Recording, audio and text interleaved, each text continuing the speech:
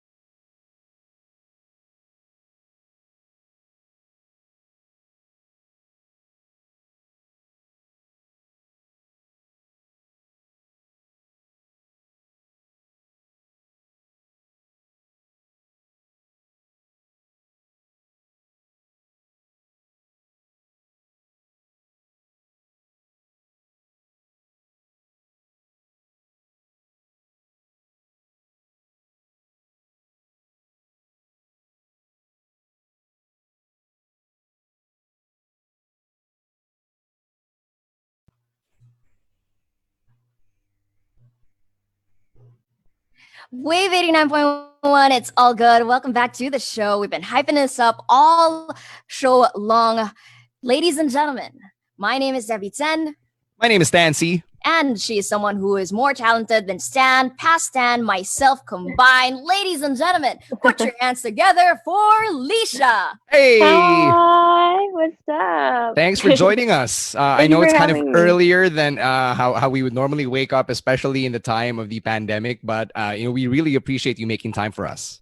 No, it's chill. I started a new routine to fix my body clock, so I'm kind of like really awake right now. Oh, Tell us about it. What's man. this new routine like? Well, I forced myself to wake up at 8 a.m. Well, today is a bit earlier, but I Oh, wake up at wow. 8, and then I'm super sleepy by the time it hits like 12 midnight. And yeah, I just meditate in the morning, wash my face, and work out. I try my best to, stay sane in this quarantine. I Yeah, love it's it. really all we can do. That sounds like a Yeah. really peaceful day in the life of Lisha. I feel like this is the one question I keep asking everybody that I see, whether it be virtually or socially distanced. What's that new thing that you've learned in quarantine? Probably I've learned a lot about myself and my emotions and how I can like control it, especially when it comes to um the anxiety, especially now, I think it's super, it's in your face. Anxiety is in your face right now, especially with just being inside the house, no friends to hang with outside. Yeah, just a lot more about myself and just taking up like online classes about music production and stuff. I'm just learning a lot of stuff. Hey, good Yeah, I job. actually see the High setup behind you. I'm pretty five. impressed by that rig you've got. This is my bedroom studio, so I'm in my room. I love it. I love it. You know, I actually saw one of your vlogs on YouTube where you talked Ah, about your whole setup and stuff. It looks pretty sick, and now you gotta check it out if you. But if you haven't, then please do. And with that, you mentioned about really looking into yourself and really reflecting. Do you think it's affected your writing in this time, or have you written anything specifically? actually, since I'm in a really peaceful mindset right now, I haven't been writing like anything sad. It's mostly Mm-hmm. like just when I write, because it usually comes from personal experience when I'm super sad. And since lately I'm not really feeling that way, I haven't been writing. So sorry to my No, no, not at my all. It label. actually sounds like Christina Perry. So she's kind of like that as well. She only really Oh, writes her music when she's super sad or heartbroken. So I can kind of see the parallels. But for our Yeah. listeners who are just jumping into the conversation or joining us on Facebook Live or on air, how do you best encapsulate Lesha as an artist and as a singer songwriter and what you're all about?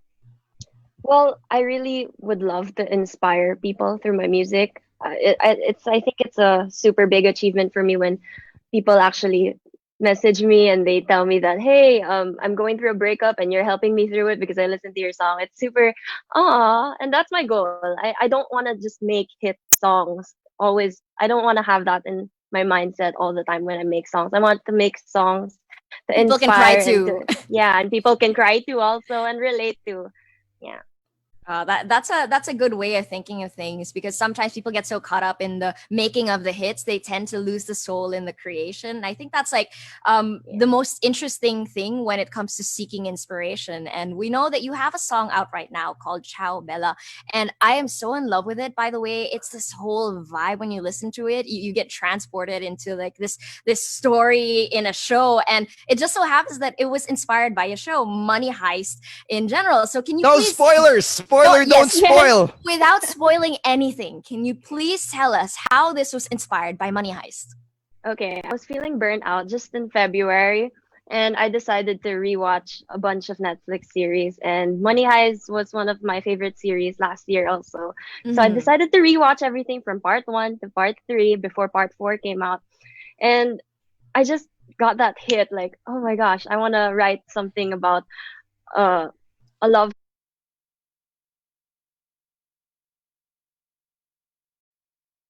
story because I didn't have anything going on really. I was not happy, so Yeah. I couldn't write anything. So I took inspiration from the fallout of. Yeah, sorry for the spoiler, but Ah, no. I mean there was a fallout, but I'm not gonna say what happened Oh, just spill after. it. Nandun na eh. Like I read the PR about it, so like I already know. Well, there was a fallout in the relationship of Tokyo and Rio, and I Ah, wala really na. related to that. I really related to that, so I was like, hey, why don't I write something about it? I was writing it until like the first half, and then I uploaded it to TikTok, and it blew up. I was like, "What?" The people started like tell me to release it, so I was like pressured. Okay, but I set it aside because at that time it wasn't quarantine yet, so I was working on a lot of stuff, going in and out of the studio, and then quarantine happened. So the Yeah. song, got really pushed back, and at that time I was just so filled with anxiety, and the only way I got to release that was through writing. And I worked on this song, and majority of the song was written in quarantine already. And then after that, I just knew I had to put it out already. So I talked to my labels like, hey, can we release this? Because I feel like it really resonated. The message of the song I intended to resonate towards the feelings of anxiety during this pandemic or whatever trying time we're going through in 2020 or, in 2019, late 2019. I'm and it's really all So curious that about yeah. the no, sorry, Debbie.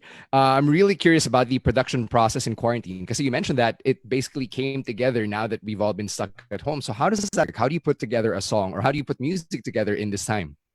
Oh wow. It was actually a very challenging project because I had very limited resources. I was just working with whatever I had. I was at home. Even the music video, I had to shoot it at home. I made use of every resource because I didn't have a team to support me. And well, which